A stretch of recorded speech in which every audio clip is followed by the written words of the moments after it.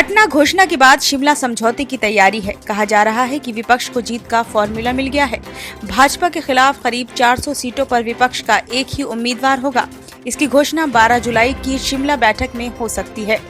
कुल मिलाकर राज्यों की 3 श्रेणियां बनाई जा रही हैं। इन सब के बावजूद विपक्ष में राहुल गांधी को छोड़कर कोई भी अन्य नेता आत्मविश्वास के साथ कहने की हालत में नहीं है कि 2024 में विपक्ष सत्ता में आ जाएगी। 3 सवाल है कि एक, भाजपा के खिलाफ 400 सीटों पर एक ही उम्मीदवार रहा तो क्या मोदी की हार संभव है? 2, गठबंधन कागजों पर है या जमीन पर भी उतरा है? 3, सबसे बड़ी पार्टी अगर भाजपा रही तो विपक्ष कैसे सरकार बना पाएगी? पहले बात करते हैं 1 to 1 की। पिछले लोकसभा चुनाव के आंकड़ों के संदर्भ में बात की जाए तो विपक्ष की रणनीति बहुत प्रभावी तो लगती है, लेकिन निर्णायक नहीं। भाजपा ने 46 सीटों पर 4 लाख से ज्यादा वोटों के अंतर से विजय हासिल की थी। उधर विपक्ष ने 23 सीटों पर 4 लाख से ज्यादा वोट हासिल किए थे। इनमें से कुछ पर विपक्षी दल भाजपा के खिलाफ जीते थे, तो कुछ में कांग्रेस के खिलाफ, तो कुछ में विपक्ष बनाम विपक्ष के बीच मुकाबला रहा था। जाहिर है कि कुल मिलाकर ऐसी 69 सीटों पर गणित बहुत कुछ बदलने वाला नहीं है। भाजपा ने 105 सीटों पर 3 लाख के ज्यादा अंतर से जीत हासिल की थी। इनमें से आधे में उसका मुकाबला कांग्रेस से हुआ था। ऐसी सीटों की कुल संख्या 131 रही थी। भाजपा को 2014 में 31% और 2019 में 37% वोट मिले थे और 2024 में 39% वोट मिलने का अनुमान लगाया गया है।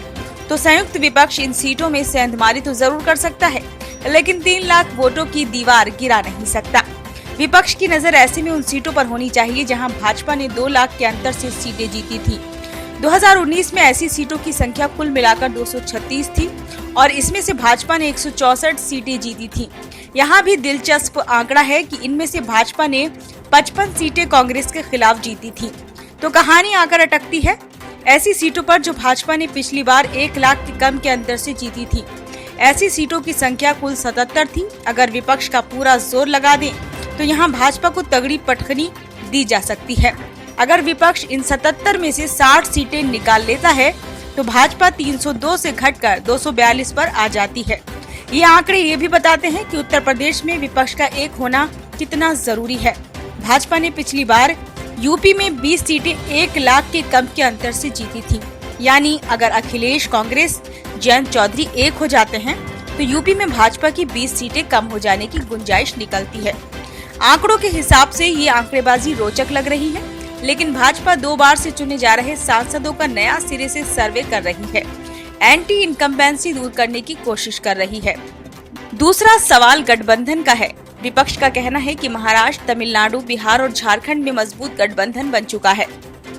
इन राज्यों की कुल 142 सीटें पुडुचेरी मिलाकर हैं, जहां विपक्ष का स्ट्राइक रेट 80% पार होना चाहिए अगर उसे सत्ता में आते हुए दिखना है। उधर कहा जा रहा है कि हिमाचल प्रदेश, उत्तराखंड, हरियाणा, राजस्थान, गुजरात, मध्य प्रदेश, छत्तीसगढ़ और कर्नाटक में कांग्रेस को गठबंधन की जरूरत ही नहीं है, क्योंकि वहां उसे किसी अन्य विपक्षी दल का डर नहीं है। कुछ हद तक गुजरात में आपका डर जरूर है। इन राज्यों में कुल 130 सीटें आती हैं, जहां भाजपा पिछली बार 122 सीटें जीती थी। यहां कांग्रेस को अकेले ही लड़ना है। तीसरी श्रेणी उत्तर प्रदेश, पश्चिम बंगाल, दिल्ली और पंजाब जैसे राज्यों की है, जहां कुल सीटें 142 हैं। सारा पेच यहीं आकर फंसा हुआ है। अखिलेश यादव, ममता बनर्जी और अरविंद केजरीवाल के पाले में गेंद है। दरअसल सारी कुर्बानी यहीं दिखाई जानी है और एकता नहीं हुई तो सारा रायता भी यहीं फैलना है।